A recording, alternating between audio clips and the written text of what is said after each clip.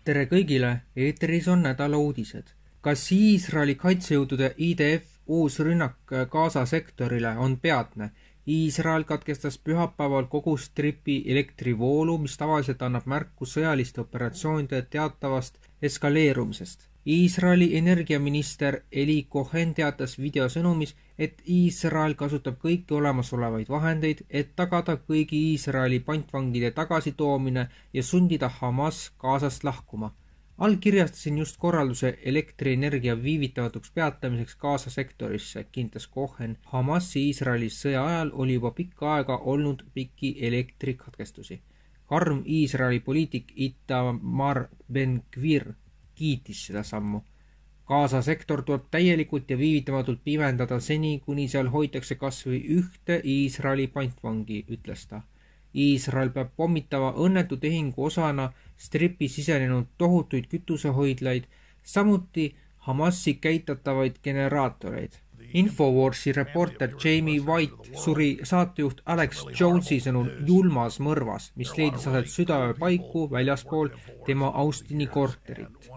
Kell 23.57 vastas Austini politsei väljakutsele Douglas Streeti kvartalis 2300 APD avaliku teabe ametniku Leah Ratlifi sõnul leiti valge meessoost ohver, kellel olid ilmselged traumatunnused. Vaid toimetati kohalikku haiglasse, kus ta varsti pärast saabumist suri. Saatsime mõned inimesed täna hommikul kohale, kui ta telefonile ei vastanud, sest ta on alati varakult kohal, armastab töötada, armastab türannia vastu võidelda, armastab vabadust propageerida, lisab. Ta suri haiglas väga kiiresti pärast seda, kui ta sinna jõudis. Jamie oli meie parim ajakirjanik, ütles Jones. Kaastunne Jamiele ja kogu Infowarsi perele. Rahvusliku luure direktor Tulsi Gabbard teatas 10. märtsil, et tühistas vastavalt president Donald Trumpi korraldusele 10 julgeolekuload. Endine välisminister Anthony Blinken, New Yorgi peaprokurör Letitia James, Manhattani ringkonnaprokurör Alvin Bragg ning advokaadid Mark Zaid, Andrew Weissman ja Norm Eisen olid nende seas, kes kaotasid volitused. Gabbard tühistas ka 51 endise USA luureametniku loa, kes kirjutasid alla kirjale, milles väideti, et Hunter Bideni sülearvuti lool on Venemaa desinformatsiooni märke. Endised FBI töötajad tunnistasid 2023. aastal kongressile, et sülearvuti ei olnud desinformatsioon. Veebruaris kirjutas Trump oma postitusest Truth Socialis, et endise presidendi Joe Bideni luureteave lõigatakse kohe ära ja tema igapäevased luurebriifingud lõpetatakse. USAID kõrge ametnik andis teisipäeval agentuuri ülejäänud töötajatele korralduse anda aru oma praegusesse Washingtoni peakorterisse, et rühmitus kogu päeva jooksul hävitas dokumente, millest paljud sisaldavad tundlikku teavet, vahendab Politico. USAID tegevdirektori kohusetäitja Erika Carri e-kirja kohaselt on hävitamiseks märgitud materjalide hulgas Ronald Reagani hoones salastatud seifid ja personalidokumendid. Kõigepealt purustage võimalikult palju dokumenti ja reserveerige põletuskotid selleks ajaks, kui purustaja ei tööta või vajab pausi, loeti e-kirjas, milles juhendatakse töötajaid märgistama põletuskotid tumedas teravuses Sigret ja USAID BIO, mis tähendab büroo või sõltumatu kontor.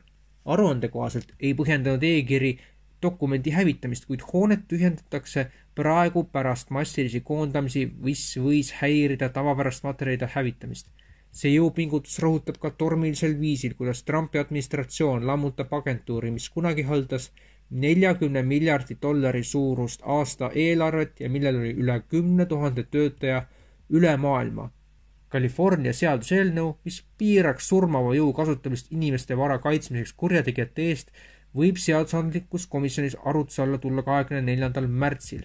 Assamblee Bill 1333, mille koostas Santa Monicat esindav demokraat Rick Chavez kõrvaldaks teatud asjaolud, mille korral tapmine on õigustatud, sealhulgas juhul, kui isik kaitses elukohta või vara või üritas takistada kedagi kuriteo toimepanemist. Veebruaris vastu võetud seadusandlus sätestab ka, et mõrv ei ole õigustatud, kui ohu eest kaitsmiseks kasutati rohkem jõudu, kui oli mõistlikult vajalik, vastavalt eelnõu tekstile. Lisaks piirab see surmavat tegevust, kui isik on väljaspool oma elukohta ja teadis, et surma või raske kehavigastuse põhjustanud jõu kasutamist oleks saanud täieliku ohutuse taganemisega vältida.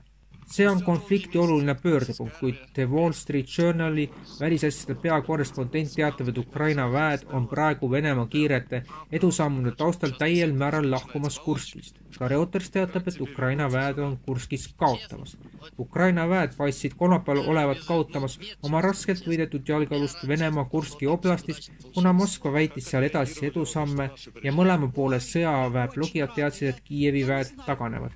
Ukraina tekitas eelmise aasta 6. augustil sõja ühe suurima šoki, tungides üle piiri ja haarades tüki maad Venemaa sees, tõstes kodanike moraali ja saavutades potentsiaalse läbirääkimiskiibi.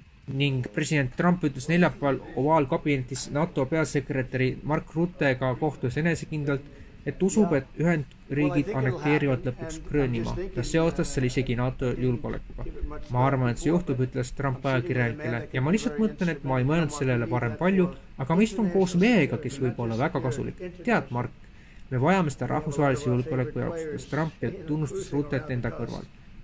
Ma ei taha NATO-t sellega kaasa tõmmata, vastas Rutte kaalutletud, kuid nõustus, et polaarjoone piirkond ja eriti Gröönimaa on lääne julgeoleku seisukohalt kriitilise tähtsusega ajal, mil Venemaa on Hiinas oma sõjalist kohalolekut seal suurendanud, kuid paremtsentristlik demokraatia partei võitis just sel nädalal Gröönimaa parlamendi valimised ja Gröönimaa tõenäoline uus peaminister Jens Frederik Nielsen on üllatanud paljusid, astudes kiiresti nii tugevalt vastu Trumpi Gröönimaa retoorikale. Me ei taha olla ameeriklased, ei, me ei taha olla taanlased, me tahame olla gröönlased ja tahame tulevikus oma iseseisvust, ütles 33-aastane Nielsen Briti telekanalile Sky News. Sellised olid meie uudised, järgmisel nädalal kohtume taas. Nägemist!